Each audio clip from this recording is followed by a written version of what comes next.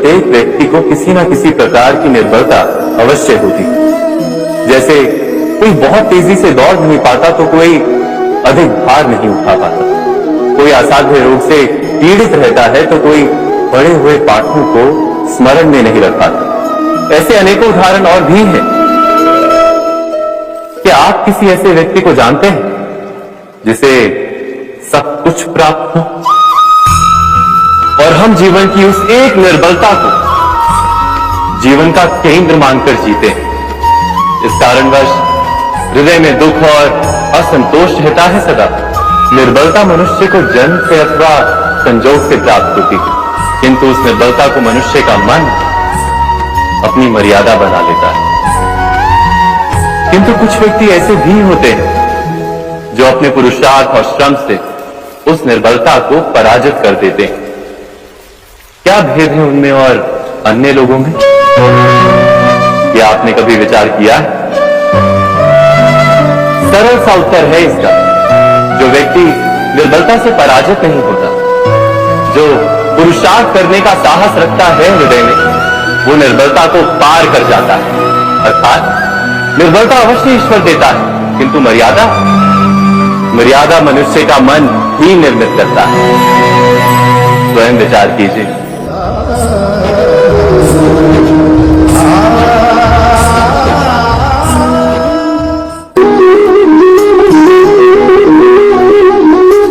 भविष्य का दूसरा नाम है संघर्ष। हृदय में आज इच्छा होती है और यदि पूर्ण नहीं हो पाती तो हृदय भविष्य की योजना बनाता है। भविष्य में इच्छा पूर्ण होगी ऐसी कल्पना करता रहता है, किंतु जीवन ना तो भविष्य में है ना अतीत में।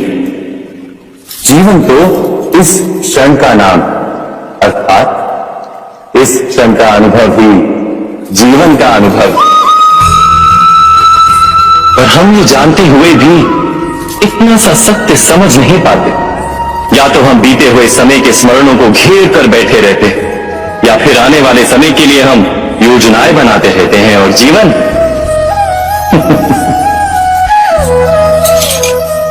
बीत जाता है।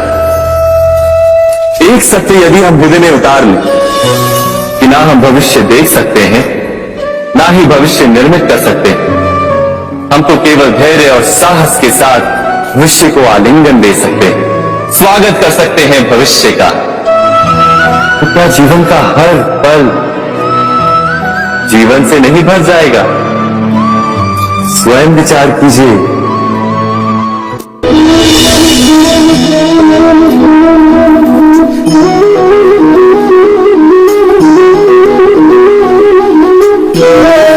ज्ञान प्राप्ति सदा ही समर्पण से होती है, यह हम सब जानते हैं। किंतु समर्पण का वास्तविक महत्व क्या है? क्या हमने कभी विचार किया? मनुष्य का मन सदा ही ज्ञान प्राप्ति में विभिन्न बाधाओं को उत्पन्न करता है। कभी किसी अन्य विद्यार्थी से ईर्ष्या हो जाती है, कभी पढ़ाए हुए पाठों पर संदेह जमता है और कभी गुरु द्वारा दिया गया दंड मन को अहंकार से भर देता है। नहीं, क्या ऐसा नहीं होता? न जाने कैसे कैसे विचार मन को भटकाते हैं और मन की इसी अयोग्य स्थिति के कारण हम ज्ञान प्राप्त नहीं कर पाते। मन की योग्य स्थिति केवल समर्पण से निर्मित होती है। समर्पण मनुष्य के अहंकार का नाश करता है, ईर्ष्या, महत्वाकांक्षा आदि भावनाओं को दूर कर हृदय को शांत करता है और मन को एकाग्र करता है। वास्तव में ईश्वर की सृष्टि में ना ज्ञान की मर्यादा है ना ज्ञानियों की। गुरु दत्तात्रेय ने तो गाय और श्वान से भी ज्ञान प्राप्त कर लिया था। अर्थात विषय ब्रह्म ज्ञान का हो या जीवन के ज्ञान का या गुरुकुल में प्राप्त होने वाले ज्ञान का, उसकी प्राप्ति के लिए गुरु से अधिक महत्व है उस गुरु के प्रति हमारा समर्पण। क्या यह सत्य नहीं?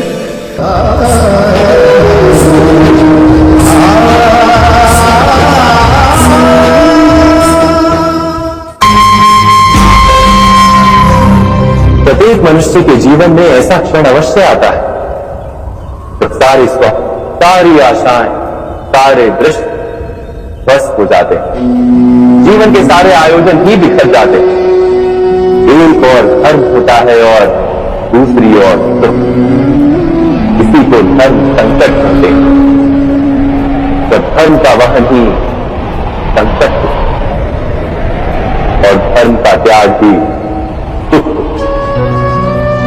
विचार कीजिए, कभी किसी स्वजन के विरुद्ध सत्य बोलने का अवसर प्राप्त हो जाता है, कभी ठीक दरिद्रता के समय सरलता से चोरी करने का मार्ग प्राप्त हो जाता है, कभी किसी शक्तिशाली राजनेता या राजा के कर्मचारी का अधर्म प्रकट हो जाता है। सबके जीवन में ऐसी घटना बनती ही रहती है। अधिकतर लोग ऐसे किसी क्षण को धर्म संकट के रूप में जान ही नहीं पाते। हमें किसी प्रकार के संघर्ष का अनुभव ही नहीं होता। सहजता से सुख की ओर खींचे चले जाते हैं, जैसे मक्खी गुड़ की ओर खींची चली जाती है। वास्तव में धर्म संकट का क्षण ईश्वर के निकट जाने का क्षण होता है। यदि हम संघर्षों से भयभीत ना, सुख की ओर आकर्षित ना, अपने धर्म पर दृढ़ रहे, तो ईश्वर का साक्षात्कार दूर नहीं।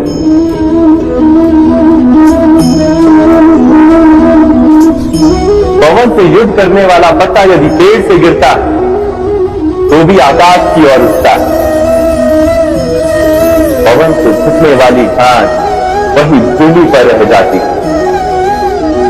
अर्थात धर्म संकट से यदि हम संकट को ही टाल दें तो सुख तो मिलता है, जीवन बढ़ता है, किंतु क्या चरित्र नहीं टूटता? क्या आत्मा दरिद्र नहीं हो जाती? क्या ईश्वर से अंतर नहीं हो जाता? स्वयं विचार की। दो व्यक्ति जब निकट आते हैं तो एक दूसरे के लिए सीमाएं और मर्यादाएं निर्मित करने का प्रयत्न अवश्य करें। हम यदि सारे संबंधों पर विचार करें तो देखेंगे इन सारे संबंधों का आधार यही सीमाएं हैं जो हम दूसरों के लिए निर्मित करते हैं।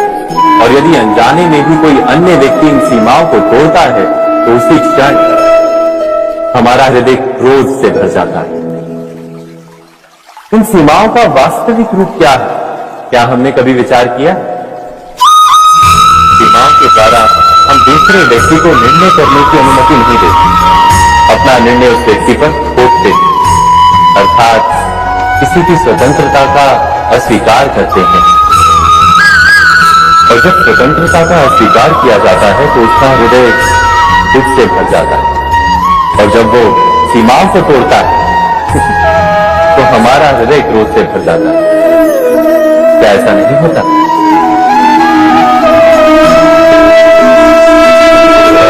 पर यदि एक दूसरे की स्वतंत्रता का सम्मान किया जाए तो किसी मर्यादाओं या सीमाओं की आवश्यकता ही नहीं होती।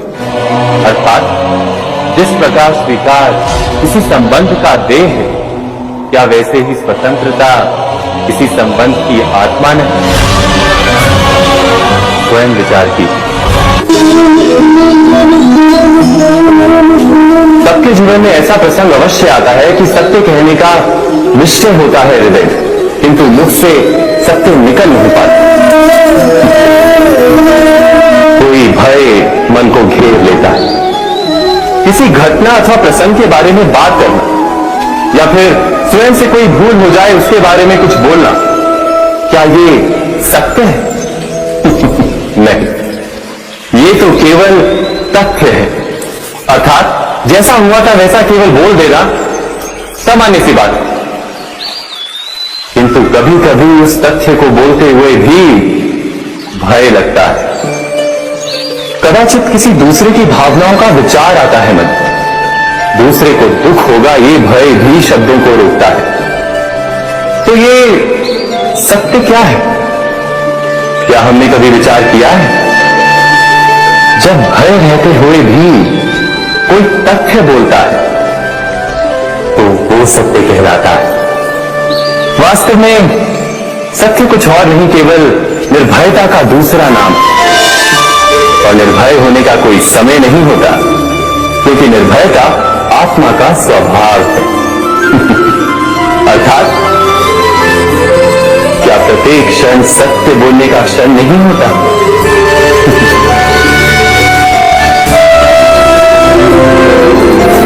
स्वयं विचार कीजिए। श्रेष्ठता का क्या अर्थ है? श्रेष्ठता का अर्थ है दूसरों से अधिक ज्ञान प्राप्त करना। अर्थात मूल्य इस बात का नहीं कि स्वयं कितना ज्ञान प्राप्त किया, मूल्य इस बात का है कि प्राप्त किया हुआ ज्ञान अन्य लोगों से कितना अधिक है। अर्थात श्रेष्ठता की इच्छा ज्ञान प्राप्ति को भी एक स्पर्धा बना देती है। और स्पर्धा में विजय अंतिम कब होती है?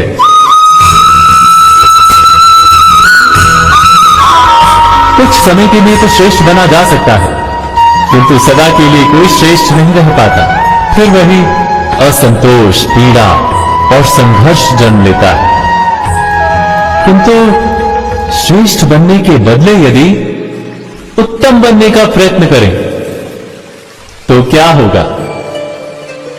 उत्तम का अर्थ है कि जितना प्राप्त करने योग्य है वो सब प्राप्त करना, किसी से अधिक पाने की इच्छा से नहीं, मात्र आत्मा की तृप्ति हेतु कुछ प्राप्त करना।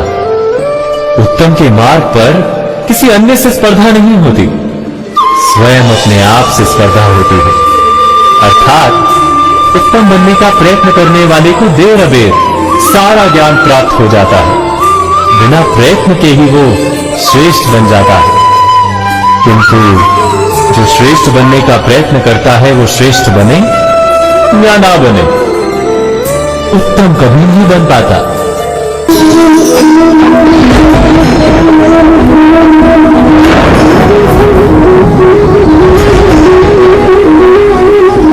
चतुरों और पूर्वाभासों के आधार पर हम भविष्य के सुख दुख की कल्पना करते हैं। भविष्य के दुख का कारण दूर करने के लिए हम आज योजना बनाते हैं, किंतु कल के संकट को आज निर्मूल करने से हमें लाभ मिलता है या हानि पहुंचती है? ये प्रश्न हम कभी नहीं करते। सत्य तो ये है कि संकट और उसका निवारण सात जन से, व्यक्ति के लिए भी और सृष्टि के लिए नहीं। आप अपने भूतकाल का स्मरण कीजिए, इतिहास को देखिए, आप तुरंत ही ये जान पाएंगे कि जब जब संकट आता है तब तब उसका निवारण करने वाली शक्ति भी जन्म लेती है। यही तो जगत का चलन है। वस्तुतः संकट ही शक्ति के जन्म का कारण है। प्रत्येक व्यक्ति जब संकट से निकलता है तो एक पद आगे बढ़ा होता है, अधिक चमकता है, आत्मविश्वास से अधिक भरा होता है, न केवल अपने लिए अपितु विश्व के लिए भी। क्या ये सत्य नहीं? वास्तव में संकट का जन्म है एक अवसर का जन्म, अपने आप को बदलने का, अपने विचारों को ऊंचाई पर करने का अवसर, अपनी आत्मा को बलवान और ज्ञान मंडित बनाने का अवसर। जो ये कर पाता है उसे कोई संकट नहीं होता, किंतु जो ये नहीं कर पाता वो तो स्वयं एक संकट है विश्व के लिए। विचार कीजिए।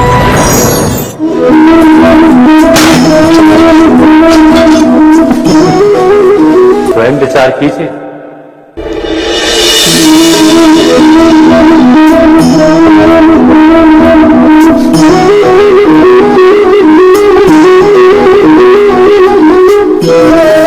जीवन का हर क्षण निर्णय का क्षण होता है। प्रत्येक पद पर दूसरे पद के विषय में कोई निर्णय करना ही पड़ता है, और निर्णय अपना प्रभाव छोड़ जाता है। आज किए गए निर्णय भविष्य में सुख अथवा दुख निर्मित करते हैं, न केवल अपने लिए, अपने परिवार के लिए भी, आने वाली पीढ़ियों के लिए भी। जब कोई दुविधा सामने आती है तो मन व्याकुल हो जाता है, अनिश्चय से भर जाता है। निर्णय का वो क्षण युद्ध बन जाता है और मन बन जाता है युद्ध भूमि। अधिकतर निर्णय हम दुविधा का उपाय करने के लिए नहीं, केवल मन को शांत करने के लिए लेते हैं।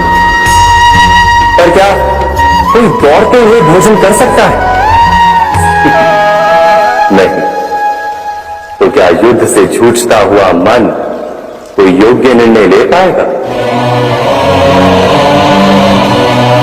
वास्तव में शांत मन से जब कोई निर्णय करता है तो अपने लिए सुखद भविष्य बनाता है, किंतु अपने मन को शांत करने के लिए जब कोई निर्णय करता है तो वो व्यक्ति भविष्य में अपने लिए कांटों भरा वृक्ष लगाता है।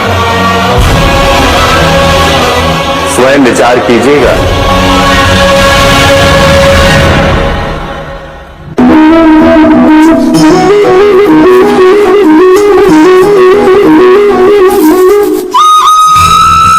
जीवन में आने वाले संघर्षों के लिए जब मनुष्य स्वयं को योग्य नहीं मानता, जब उसे अपने ही बल पर विश्वास नहीं रहता, तब वो सद्गुणों को त्याग कर दुर्गुणों को अपनाता है।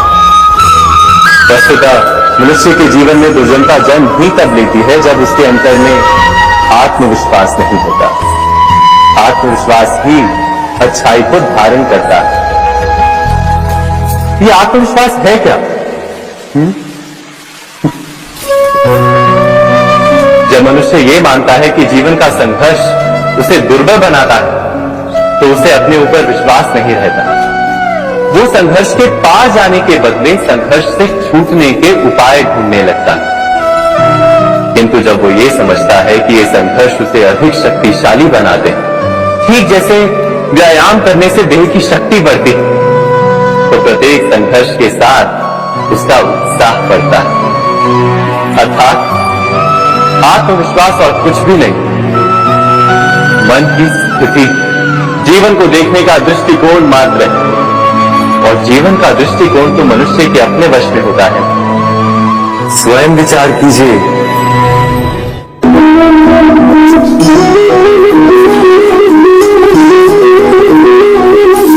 पिता सदा ही अपने संतान के सुख की कामना करते, उनके भविष्य की चिंता करते रहते।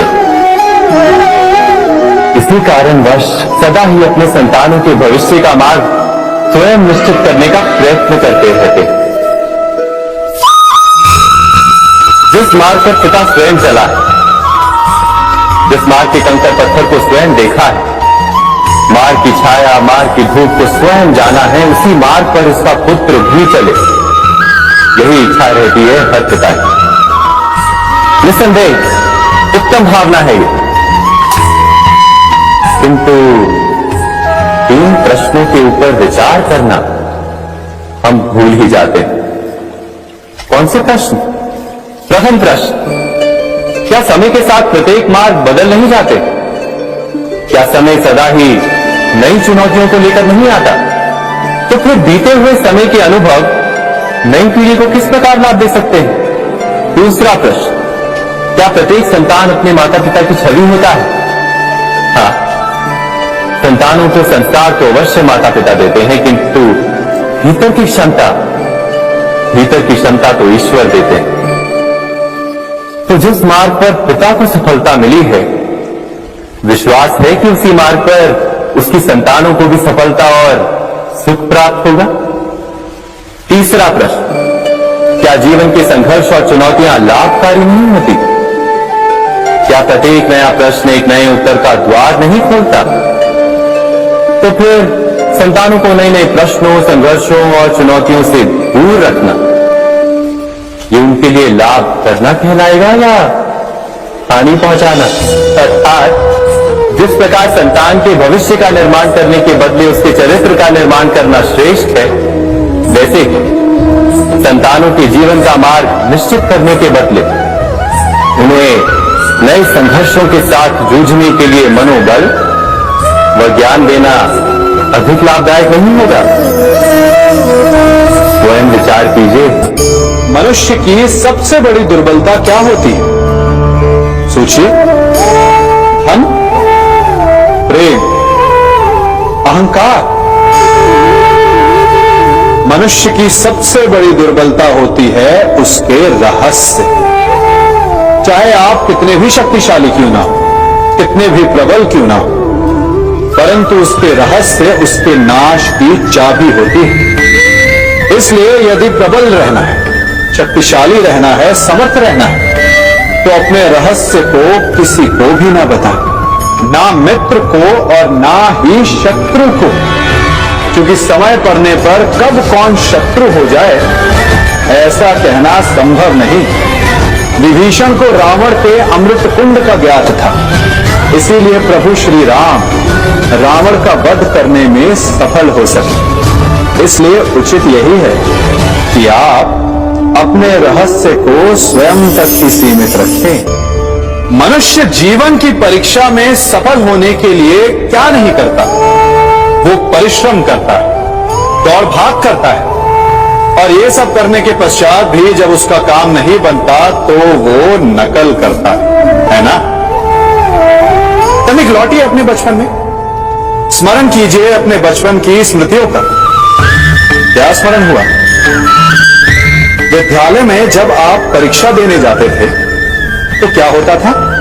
आप ना सके, परंतु कोई ना कोई सफलता पाने के लिए नकल करता ही था और उत्तीर्ण भी हो जाता था, है ना?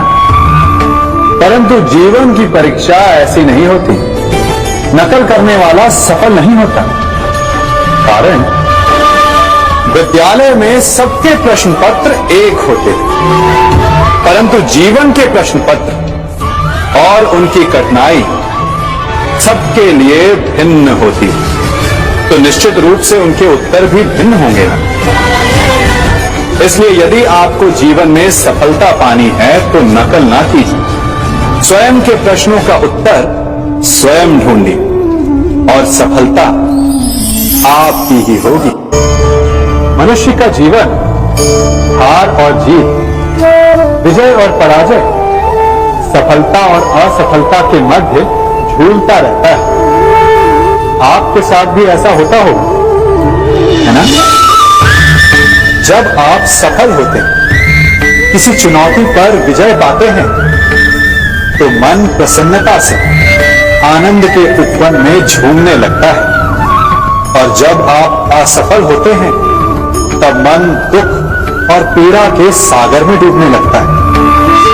परंतु वास्तव में सफलता और असफलता है क्या? तनिक ध्यान से सोचिए। ये केवल हमारी मनोस्थिति मात्र है। हमारी पराजय तब नहीं होती जब हमारा शत्रु विजय प्राप्त कर ले। हमारी पराजय तब होती है जब हम पराजय स्वीकार करें। हम असफल तब नहीं होते जब हम लक्ष्य न पा सकें।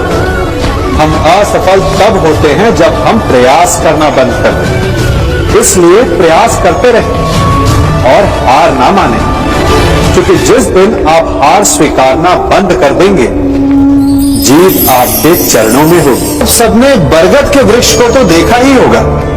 क्या आपको ज्ञात है बरगद के वृक्ष के बीज का आकार राई से भी छोटा होता है, परंतु बरगद का वृक्ष संसार के महाकाय वृक्षों में जाना जाता है। जब उसका जन्म होता है तब उसमें वो जटाएं, वो शाखाएं नहीं होती, परंतु जैसे जैसे उसका विस्तार होता है, जैसे जैसे वो अधिक शाखाओं का भार उठाता है, अधिक पत्तियों का सृजन करता है, वैसे वैसे उसकी शाखाएं जटाएं बनकर जड़ तक पहुंचती है और उस वृक्ष को सहारा देती है। ये जीवन का बहुत महत्वपूर्ण पथ है। बिना लोभ लालच शुभ कार्य करें, अन्य लोगों की सहायता करें। धीरे धीरे आपने जिनकी सहायता की वो आपके सहायक बनते जाएंगे, आपकी जड़ों को और बलशाली बनाएंगे, आयु मान और आकार बढ़ाएंगे। सहजीवन, सहायता और निष्काम कर्म आपको मृत्यु के पश्चात भी मरने नहीं देगा, आपको अमर रखेगा। हमारा शरीर प्रकृति का एक महान आविष्कार है। इससे जटिल संरचना संसार में और कोई नहीं। हमारा शरीर जितना जटिल है, यदि इसे ठीक से जाना जाए तो इससे अधिक सरल ज्ञान देने वाला और कोई नहीं। हमारे शरीर में पंच इंद्रियां होती हैं जो हमें भाव, गुण और वस्तुओं का बोध कराती हैं। हमारे पास आंखें, नाक है, स्पर्श के लिए त्वचा है, कान है और जीभा है। सबका भिन्न भिन्न कार्य है। आंखों से देखना, कानों से सुनना, नथनों से श्वास लेना, त्वचा से स्पर्श करना और जीभा से स्वाद लेना। परंतु क्या आपने कभी सोचा कि प्रकृति ने हमें 2 आंखें दी, 2 नथने दी, 2 कान दी, स्पर्श के लिए ये पूरा शरीर दी, परंतु जीभा केवल 1 दी? ऐसा क्यों? क्योंकि प्रकृति चाहती है कि हम देखें अधिक, सुने अधिक और ज्ञान अधिक अर्जित करें, बोले कम। क्योंकि अधिक वाचाल नाश को निमंत्रण देता है। स्मरण रखिएगा।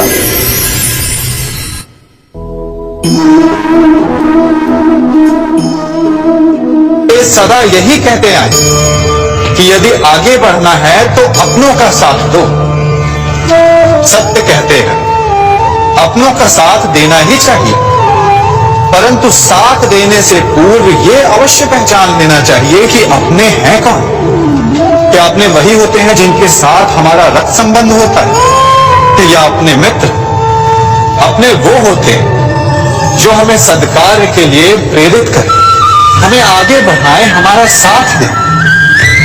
और वो जिनका साथ देने से समाज का नाश, धर्म की हानि, वो सगे होकर के भी सगे नहीं होते। इसलिए जब अपनों की परिभाषा का चुनाव करें तो उन्हें अपना माने जो आपका साथ दे, उन्हें नहीं जो हमें अज्ञान के मार्ग पर ले जाए।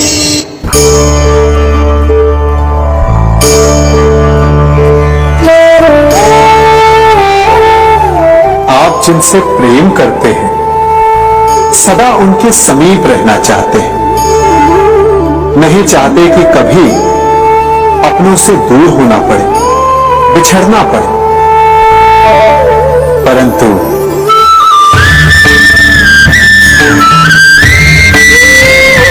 एक समय के पश्चात अपनों से दूर हो जाना उन्नति के लिए आवश्यक है। आप माता पिता हैं। यदि आप अपनी संतान के जीवन के हर पथ पर उनका मार्गदर्शन करते रहेंगे तो आपकी संतान स्वयं मार्ग चुनना कैसे सीखेगी? मार्ग के कांटों से स्वयं को बचाना कैसे सीखेगी? इसीलिए एक समय के पश्चात अपनों से बनाई गई दूरी सदा लाभदायक रहती है। आज मैं आप सबको एक कथा सुनाता हूं। एक दिन प्रातः एक व्यापारी अपने घर से निकला। घर से निकलते ही एक बिल्ली ने उस व्यापारी का मार्ग काट दिया। व्यापारी घबरा गया। वो फिर से घर लौट गया और शुभ घड़ी की प्रतीक्षा करने लगा। और जब वो पुनः अपने घर से निकला तब वो वाहन जा चुका था जिससे राजा तक पहुंचकर उसे भेंट देनी थी। राजा को भेंट नहीं मिली। राजा क्रोधित हो गए। राजा ने उस व्यापारी का व्यापार बंद करवा दिया। इस कारण व्यापारी क्रोधित होकर घर पर अपनी पत्नी से लड़ बैठा। पत्नी अपने बच्चों समेत मैके वापस चली गई और उस व्यापारी के जीवन में यदि कुछ रह गया था तो केवल अंधकार। और इन सब का कारण वो उस बिल्ली को मानता रहा जिसने उसका मार्ग काटा था। ऐसा ही एक दूसरा व्यापारी राजा को भेंट देने निकला और उस व्यापारी का मार्ग भी एक बिल्ली ने काट दिया। वो व्यापारी तनिक घबराया, परंतु उसने आगे बढ़ना अधिक उचित समझा। राजा तक वो समय पर पहुंचा। उसने राजा को भेंट दी। राजा प्रसन्न हुए और राजा ने व्यापारी को अपना व्यापार बढ़ाने की अनुमति दी, स्वर्ण आभूषण दी। जब व्यापारी घर पर पहुंचा तो पत्नी को आभूषण और अपने बच्चों को देने के लिए वस्त्र थे उसके पास। हर ओर प्रसन्नता थी। समझ रहे हैं ना? दोनों के साथ एक ही प्रकार की घटना हुई, परंतु दोनों की प्रतिक्रिया भिन्न थी। ऐसा ही हमारा जीवन भी है। हमारे जीवन में प्रारब्ध का अपना स्थान है, परंतु उससे कई अधिक महत्वपूर्ण हमारी प्रतिक्रिया, हमारी सोच का प्रभाव है, क्योंकि यही हमारे जीवन को आकार देते हैं। इसलिए अपनी सोच को सकारात्मक रखिए। आपका जीवन सदैव आनंदमय।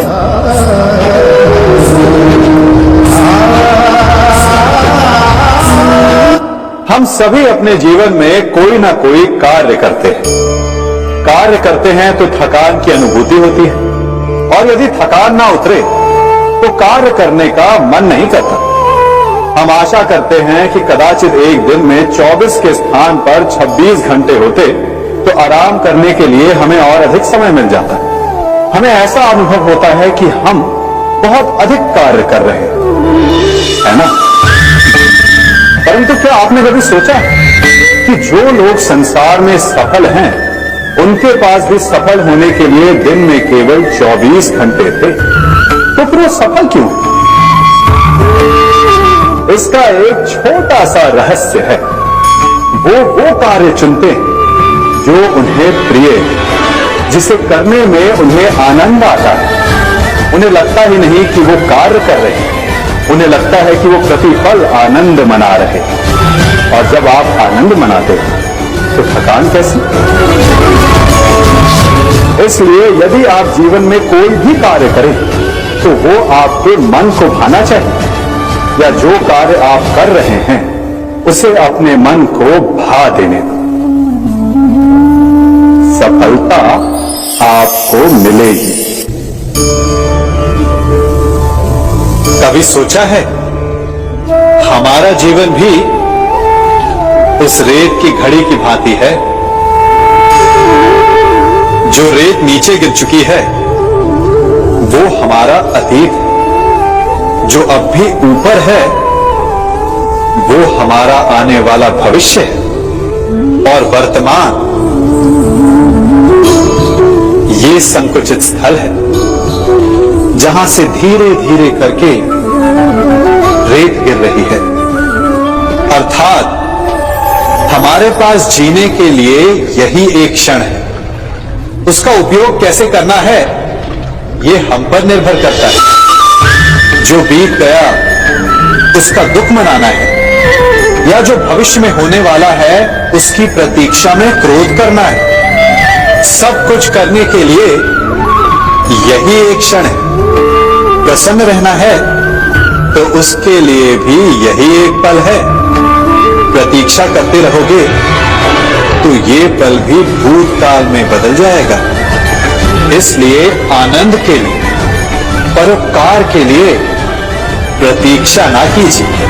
आपके पास जो पल है उनका भरपूर सदुपयोग कीजिए, क्योंकि इस घड़ी को पलटकर आप फिर से समय अवश्य गिन सकते हैं, परंतु अपना बीता हुआ समय आप वापस नहीं लौटा पाएंगे। मनुष्य भी बड़ा विचित्र प्राणी है।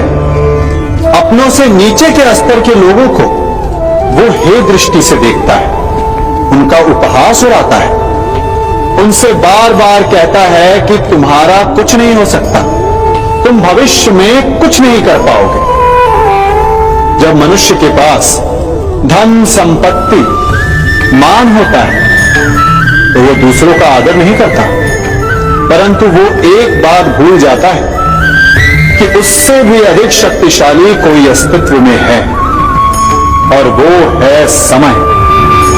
काल काल अपना चक्र कब बदलेगा ये कोई नहीं जानता। समय अपनी करवट कब लेगा ये कोई नहीं जानता। कोयला भी समय के साथ साथ हीरे में परिवर्तित हो जाता है। इसलिए जीवन में कभी भी किसी का भी उपहास नहीं उड़ाना चाहिए।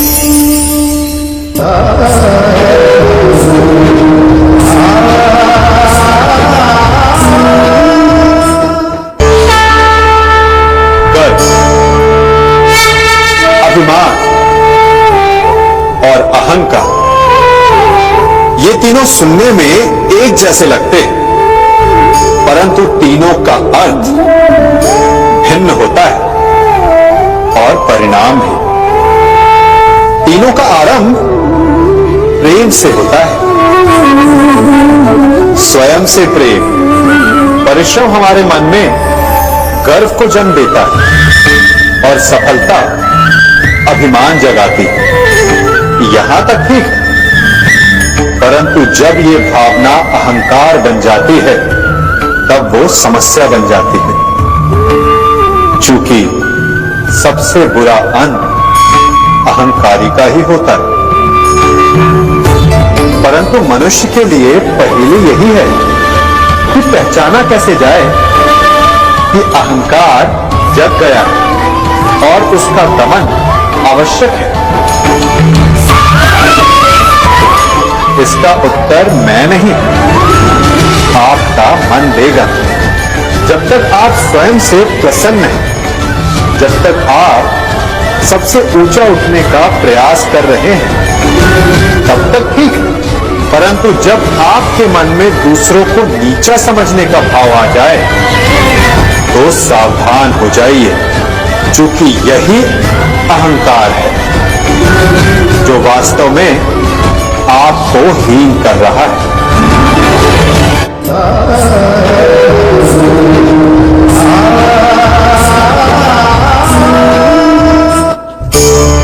आज मैं आप सबको एक कहानी सुनाता हूं। एक दिन गोकुल में दो व्यापारी आए। एक व्यापारी शहद का था, बड़ा मीठा शहद था उसका, परंतु वो गोकुल में टिक नहीं पाए। उसके व्यापार ने घाटा खाया और शीघ्र ही वो गोकुल छोड़कर चला गया। और दूसरा व्यापारी मिर्च का था। पहले दिन वो एक पोटली लाया और दूसरे ही दिन वो पूरी बैलगाड़ी भर कर लाया और धीरे धीरे पूरी मथुरा में उसकी धाक जम गई। मुझे बड़ा आश्चर्य हुआ, तो मैंने बाबा से पूछा कि ऐसा क्यों कि एक मीठे शहद का व्यापारी कंगाल हो गया और एक मिर्च का व्यापारी धीरे धीरे नगर सेठ बन गया। बाबा मुस्कुराए और उन्होंने कहा कि मीठी बोली बोलने वाले की तीखी मिर्च भी बिक जाती है और जो कड़वी बोली बोलता है उसका मीठा शहद भी नहीं बिकता। वाह, कितने उत्तम विचार हैं उनके, और उचित ही है। मनुष्य अपने जीवन में सदैव अपने वचनों से उठता है और अपने वचनों से ही गिरता है। इसलिए अपने जीवन में सदैव मीठी बोली बोलने का प्रयास कीजिए, आपका जीवन सरल हो जाएगा। मनुष्य की सबसे बड़ी दुर्बलता क्या होती है? सोचिए, धन, प्रेम, अहंकार। मनुष्य की सबसे बड़ी दुर्बलता होती है उसके रहस्य। चाहे आप कितने भी शक्तिशाली क्यों ना हो, कितने भी प्रबल क्यों ना हो, परंतु उसके रहस्य उसके नाश की चाबी होती है। इसलिए यदि प्रबल रहना है, शक्तिशाली रहना है, समर्थ रहना है, तो अपने रहस्य को किसी को भी ना बताएं, ना मित्र को और ना ही शत्रु को, क्योंकि समय पड़ने पर कब कौन शत्रु हो जाए ऐसा कहना संभव नहीं। विभीषण को रावण के अमृत कुंड का ज्ञात था, इसीलिए प्रभु श्री राम रावण का वध करने में सफल हो सके। इसलिए उचित यही है कि आप अपने रहस्य को स्वयं तक ही सीमित रखें।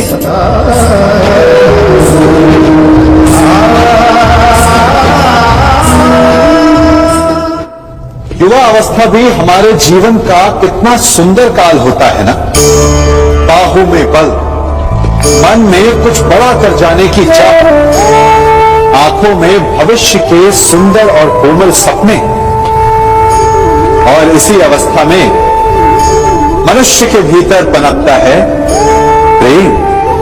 किसी को देखकर उस पर मन मोहित हो जाता है और फिर मनुष्य अपना सब कुछ उस पर न्यौछावर कर देना चाहता है। फिर प्रेम की परिणति होती है विवाह में। क्यों? सबको अपने खट्टे मीठे संस्मरण स्मरण हुआ है ना। परंतु यहीं से अधिकतर माता पिता और संतान के मध्य विचारों का विरोध प्रारंभ हो जाता है। संतान को लगता है कि उसका चुना जीवन साथी ही उसके लिए उपयुक्त है, और माता पिता को लगता है कि संतान अनजाने में भूल कर रही है। संतान का तर्क होता है कि उसे विवाह किससे करना है, ये उसका अधिकार है, और माता पिता का तर्क ये होता है कि अब भी जीवन साथी चुनने की समझ संतान में है ही नहीं। तो इस अवरोध को काटा कैसे जाए, उचित निर्णय कैसे लिया जाए? इसका एक ही मार्ग है, अपने उत्तरदायित्व का भान और अपनों से बड़ों के मापदंडों का भान। विवाह करने से पूर्व ये जान लेना आवश्यक है कि विवाह केवल अपने प्रेम को पाने का मार्ग नहीं है, अपितु विवाह से जीवन का एक नया द्वार भी खुलता है, और हर नए जीवन के साथ नए उत्तरदायित्व भी होते हैं।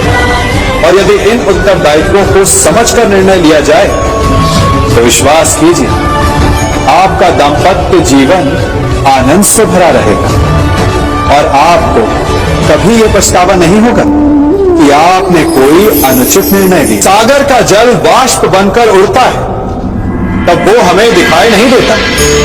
मेघ उस जल को अपने भीतर छिपा लेते हैं, लंबी यात्रा करते हैं, प्रयास करते हैं कि वो जल सदा उनके भीतर छिपा रहे।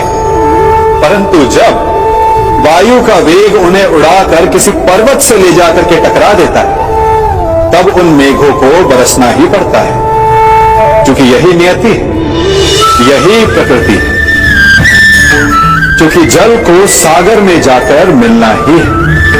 ठीक ऐसा ही हमारे साथ भी होता है। हम सत्य अपने मन के मेघों में चाहे जितना छिपाने का प्रयास कर लें, परंतु समय की आंधी उसे वास्तविकता के पर्वत से ले जाकर के टकराकर हमारे समक्ष ले ही आती है। जिस भय के कारण आप सत्य को सामने नहीं लेकर आना चाहते, एक दिन वही भय हमारे समक्ष आकर खड़ा हो जाता है, और फिर हम लाचार हो जाते हैं, क्योंकि हमने उस भय का सामना करने की तैयारी नहीं की होती। इसलिए सत्य से भागे नहीं, उसे छिपाए भी नहीं, उसे स्वीकार करें। भविष्य की बड़ी विपत्ति से बच जाएंगे।